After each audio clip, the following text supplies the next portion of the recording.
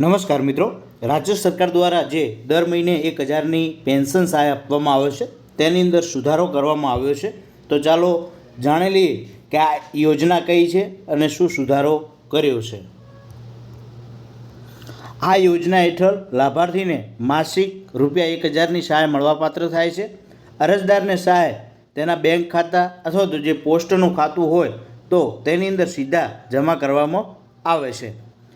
આ યોજના હેઠળ ઈ સમાજ કલ્યાણ ગુજરાત GOV.in પોર્ટલ ઉપર ઓનલાઈન અરજીઓ સ્વીકારવામાં આવે છે.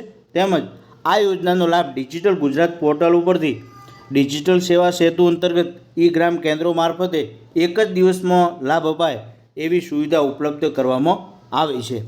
તો આ યોજના કઈ છે? તો આ યોજના મિત્રો સંત સુરદાસ યોજના છે. સંત સુરદાસ યોજના. આ યોજનાનો લાભ કોને મળે છે? તો 80% કે તેથી વધુ દિવ્યાંગ ધરાવતા વ્યક્તિઓ માટે.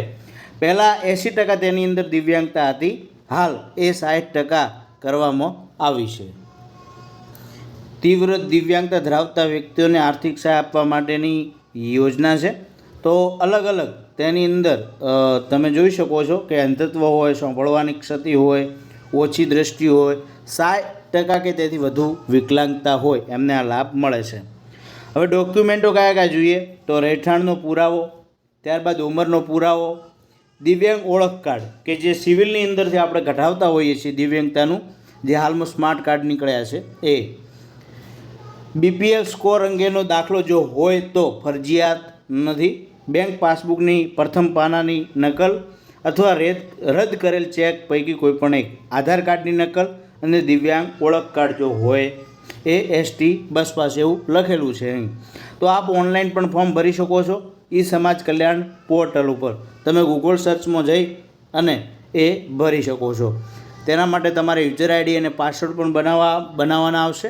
અહીંથી તમે યુઝર ID અને પાસવર્ડ બનાવી લોગિન ID કરી અને ફોર્મ ઘરે બેઠા ભરી શકો છો. તો તમારી આજુબાજુમાં જો કોઈ 60% કે તેથી વધુ દિવ્યાંગ હોય તો એમને આ ચોક્કસ લાભ અપાવો. પહેલાં તેની અંદર 80% હતી ટકાવારી, તે ઘટાડીને 60% કરવામાં આવી છે. તો આ હતી અગત્યની માહિતી. થેન્ક યુ, આભાર. કોઈ પણ પ્રકારનો પ્રશ્ન હોય તો કોમેન્ટ બોક્સમાં જણાવો.